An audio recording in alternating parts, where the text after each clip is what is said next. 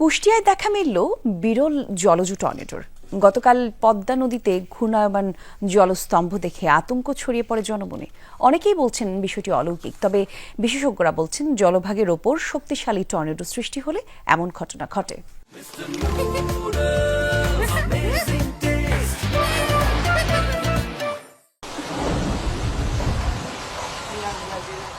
এর নাম জলজ টর্নেডো বা জলস্তম্ভ, বিজ্ঞানের ভাষায় ওয়াটার স্পাউট, তবে গ্রামাঞ্চলে মেঘসুর নামেই পরিচিত। বিরল এমন দৃশ্যই দেখা মিলল কুষ্টিয়ায়। উৎপত্তিস্থল দৌলতপুরের কোলদিয়া এলাকার একটি ইটভাটা সংলগ্ন পদ্মা নদীতে ছড়িয়ে পড়ে আতঙ্ক। এরপর ঘূর্ণায়মান জলস্তম্ভ পদ্মা নদী ধরে এগুতে থাকে ভেড়ামারার দিকে। দেখে মনে হবে নদী থেকে পানি উঠে যাচ্ছে আকাশে।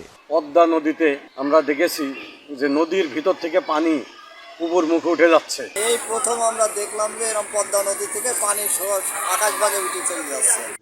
এটি মূলত জল দিয়ে মোড়ানো বাতাসের তৈরি টর্নেডো। স্থায়ী হয় 15 থেকে 20 মিনিট। ভিডিওটি শেয়ার করেছেন অনেকেই। কেউ বলছেন অলৌকিক ঘটনা এটি। পানি আকাশ বেগে উঠছে, এটা জীবনের প্রথম দেখলাম, একমাত্র আল্লাহর নিয়ামত। কেউ কেউ বলছে যে এটা নাকি টর্নেডো। যাক, আমাদের এই সম্পর্কে ধারণা নাই, এরকম আশ্চর্যজনক ঘটনা।